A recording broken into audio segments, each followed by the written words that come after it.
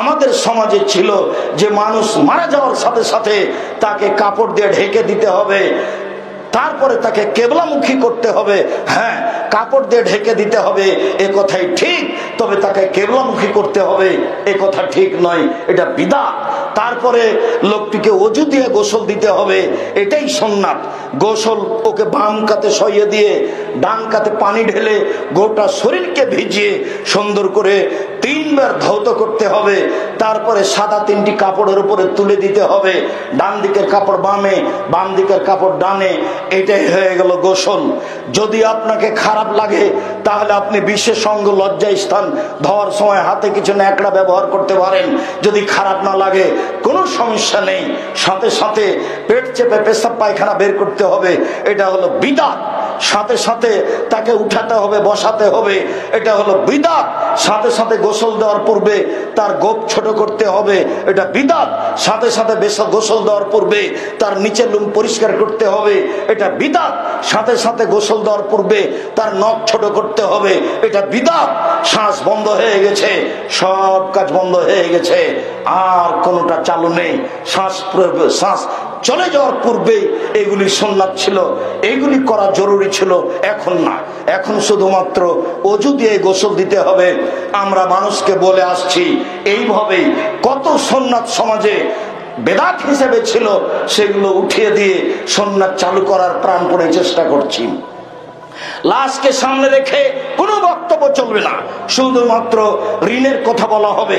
MP মন্ত্রী কারো বক্তব্য এখানে চলবে না, শুধুমাত্র ঋণের কথা বলে জানাজা পড়াতে হবে, এটাই সুন্নাত। সাথে সাথে লাশটাকে নিয়ে যাওয়ার সময় আগে মাথা পিছে পা, নইলে বেদাত হবে, এগুলো কথা নয়। যেটা সুবিধা হবে সেটাই নিয়ে যাবে। ঘাড় পরিবর্তন করতে হবে, এটা বিদআত। প্রয়োজনে 10 বার কাঁধ পরিবর্তন করব, এটাই সুন্নাত। নিয়ে যেতে যেতে 3 বার নামাতে হবে, এটাই বিদআত। প্রয়োজনে 10 বার নামাবো, এটাই সুন্নাত। ওখানে লাশটা না রাখা পর্যন্ত কেউ বসতে পাবো না, এটাই বিদআত। যে যখন গেছে সে তখন বসবে, এটাই সুন্নাত। লাশটাকে রাখার সময় দোয়া পড়তে হবে, এরপরে তাকে পুরো ডান কাতে রাখতে হবে, অলের সাথে লাগিয়ে দিয়ে। আগে শুধুমাত্র মুখটা কেবলার দিকে করার ব্যবস্থা ছিল, মনে করতে এটাই সুন্নাত। এটা সুন্নাত নয়, এটাই বিদআত।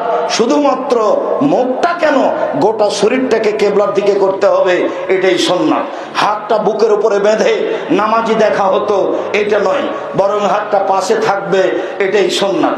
সম্মানিত দিনী ভাই বোন, এলাকার লোক অনেক উপস্থিত হয়েছে, এক ডালি মাটি নিয়ে সবার হাতে ছয়া নিতে হবে, এটাই হলো বিদআত। যারা মানুষ উপস্থিত হয়েছে তারাই মাটি দিবে, যারা উপস্থিত হয়নি দিবে না। যারা উপস্থিত হয়েছে মাটি বেশি হয়ে গেছে, এমনি ঘুরে যাবে, তারা ডবল নেকি পেয়ে যাবে। রাসূল সাল্লাল্লাহু আলাইহি ওয়াসাল্লাম বলেছেন, জানাজায় 1 কেরাত, মাটি দেওয়া পর্যন্ত 2 কেরাত, আপনি 2 কেরাত নেকি পেয়ে যাবেন। 1 কেরাত হলো উহুদ পাহাড়ের সমান।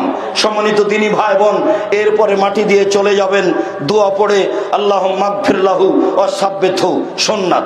এখন আপনি সবাই মিলে হাত তুলে দোয়া করবেন, এটা হলো বিদআত। আপনি এখানে খেজুর ডাল পুঁতে দিবেন, এটা হলো বিদআত।